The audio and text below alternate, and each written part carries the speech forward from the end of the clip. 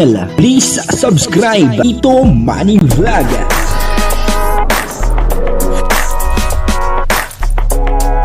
Payagan po si Tito Manny Vlog na mag-reactor para pambiling gamot sa kanya pong karamdaman. Wala man siyang records ng ng awayan. Walang record na nakipag-away ito. So okay lang yun kay Tito Manny. Yun po, panalo po ang ngiti ni Jomar, at ganun din po si Carla. Siya po ay tuwan-tuwa, papanoorin po natin yung video, at bibigyan po natin ng konting reaksyon, Bakit po ba itong si Jomar ay talagang yung kanyang ngiti ay parang tumama sa loto, ang kabuuan po ng video ito ay makapanood po natin siyempre sa YouTube channel ni Kalinga Prab. Pero bago po yan, ako muna po ay bumabati sa inyong lahat ng magandang umaga, magandang tanghali at magandang gabi sa inyong lahat mga kapatid. Saan man kayo ng panig ng mundo naroroon ngayon ay mag-iingat kayo palagi at pagpalain kayo ng ating Panginoon. Maraming salamat din po sa patuloy na tumatangkilik sa aking YouTube channel at nanonood sa aking video reaction. Patuloy lang po natin suportahan sila Kuya Bal Santos Matubang, Kalinga Prab at Ate Edna Vlog. Kung nanonood po tayo ng kanilang mga video ay huwag po natin skip yung ads upang sa ganyan ay patuloy tayo makatulong sa kanilang adhikain sa pagtulong sa ating kapwa na nag-iikaw sa buhay. Ito po yung video na kung saan ay talagang tuwan-tuwa itong si Jomar At siyempre ganun din po si Carla po. Ito po yung video. Sige dyan ka. Yan, pagkapitingin ha.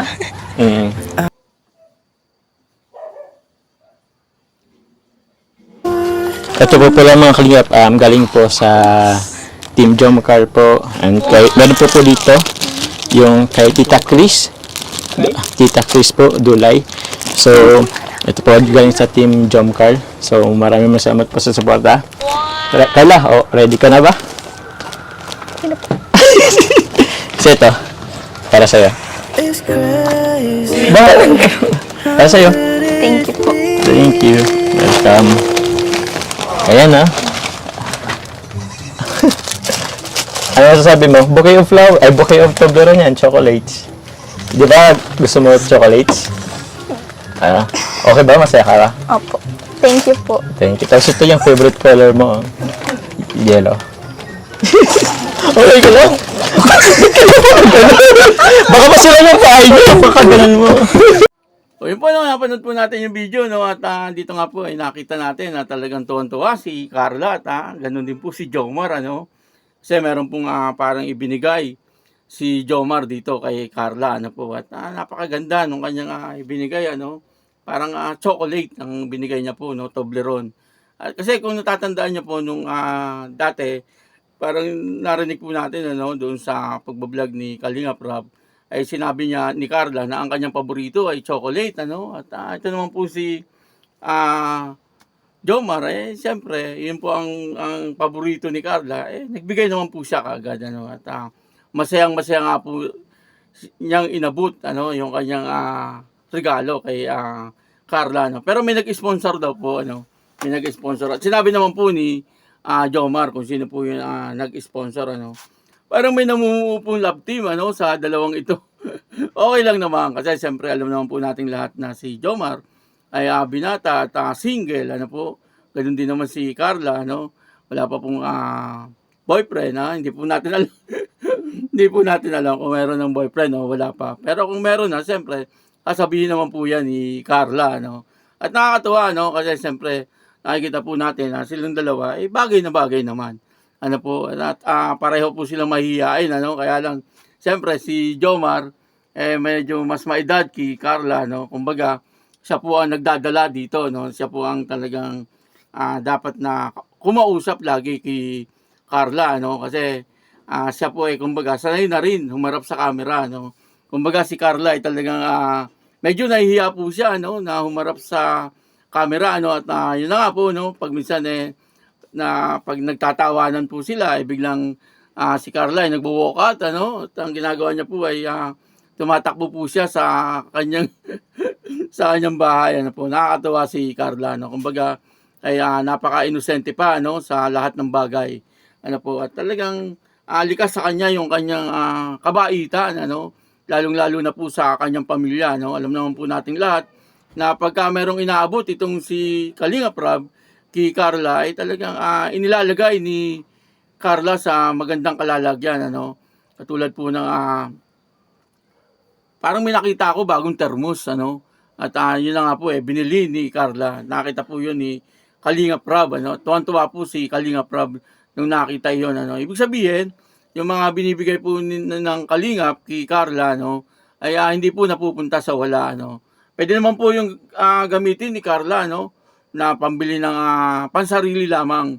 Ibig sabihin, mga damit niya, ano, mga damit niya, o kaya cellphone, ano, yung parang luho sa kanyang pangangatawan. Pero, yun po ay hindi ginagawa ni Carla, no. Talagang ang iniisip niya muna ay yung kanyang pamilya at yung kanyang mga kapatid. Nakakatuwa, ano po, napakabait na bata ni Carla. Bukod sa maganda na, ay yun na nga po, no, nandoon yung pagiging mabait niya, ano, sa kanyang pamilya, at talagang nagsasakripisyo po siya para sa kanyang pamilya. Lalo na po nung sinabi nung kanyang ina na umiiyak po yung kanyang nanay.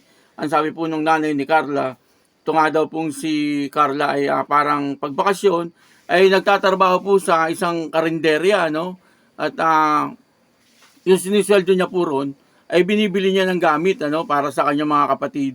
Na sa ganun ay hindi na rin po nakakapabigat doon sa kanyang mga magulang. Ano po, bibihira yung anak na ganyan, ano? Lalo na po sa edad ni Carla na napakabata pa rin po ni Carla, no, para makapag-isip ng mga ganyang bagay. Kasi ang mga kabataan po ngayon, ang iba ay talagang yung pansarili lamang ang iniisip, ano? Yung maging masaya sila sa takbo ng mga buhay nila. Parang ganoon, ano? Pero si Carla, masaya po siya, no? Pag siya po ay nagsasakripisyo para doon sa kanyang mga magulang at para doon sa kanyang mga kapatid. Kaya, ano, karapat dapat po talagang tulungan itong si Carla, no? At hindi po nagkamali ang Kalingap sa pagpili, no, na matutulungan na katulad po ni Carla, no? At makikita naman po natin na talagang nandoon po yung masasabi natin na si Carla ay na isang napakabait na bata at talagang matulungin din po siya, no? Siyempre, ang unahin niya po yung kanyang pamilya, no?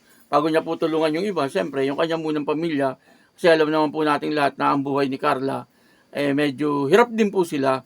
Ano po, ang ginagawa niya nga po ay gumagawa siya ng mga kuntsinta, puto, para mga ganun, ano, at tinitinda niya upang sa ganun ay meron po silang baon na magkakapatid, ano, at yun, dahil po doon ay talagang medyo nakakaalwan, ano, yung kanyang mga magulang. Siyempre, hindi na rin po iisipin ng kanyang mga magulang yung kanyang baon, yung mga project, ano, at yun po ay kinukuha na lang sa paghahanap buhay ni Carla, no. Kaya nakakatuwa, ano po, nakakatuwa na si Carla ay nagiging maayos, ano. Kumbaga sa ngayon ay nagiging maayos ang buhay nila dahil po natagpuan po sila ng Kalingap, ano po, na talagang tinutulungan po sila, ano, upang sa ganoon ay maging maalwan ang kanilang buhay, ano po. At siyempre, nandoon po si Kuya Jomar, ano, na kumakausap kay Carla at nagpapaalala lagi kay Carla kung ano po ang dapat gawin, kung dapat hindi na po siya mahiya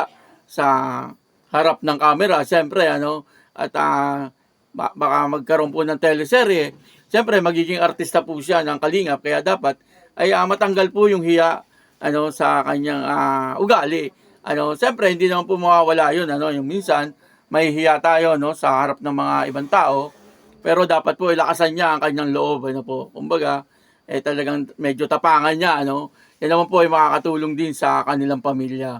Ano po, siyempre, pagka nagkaroon po ng teleserye, at talagang magaling po yung mga performance ng mga artista, ano. Kunyari, katulad po niya, at si Carla, at saka si Jomar, at magaling po yung kanilang performance, ay talagang tatangkilikin ng mga tao at marami pong viewers, ano. Sa pamamagitan po noon, siyempre, gaganda po yung revenue ni Kalinga Prab. At dahil po doon, mas maraming matutulungan na talaga nangangailangan ng tulong. Alam naman po natin lahat na, siyempre, yung kinukuha rin ni Kalinga Prab na pantulong ay galing doon sa kanyang YouTube channel, ano. Siyempre, bukod din po yung binibigay ng mga sponsor, pero hindi naman po lahat ay kaya ng sponsor ibigay lahat ng pangangailangan ng tinutulungan ng Kalingap. Siyempre, kailangan din po na yun ang gagaling sa YouTube ni Kalinga Prab, doon niya po kinukuha yung kanyang mga pantulong doon po sa kanyang mga tinutulungan. Kaya yan po, no, patuloy lang po natin suportahan, siyempre, ang Kalingap, ano po, sa pangunguna ni Kuya Bal Santos Matubang, Kalingap Rob, at Ate Edna Vlog. Ano din po si Kuya Jomar Vlog, ano, suportahan po natin. At pakisama na rin po ako, si Tito Manny Vlog, ano po, at yung aking kaibigan nga pala, si Sagap, si Baby Sagap, ano po, at si Kalampitus, at si Jay Brad, ano po. At yun na po, no, maraming salamat po sa inyong lahat. At ako po si Tito Manny Vlog na nagsasabing God bless you all. Diyos mabalos.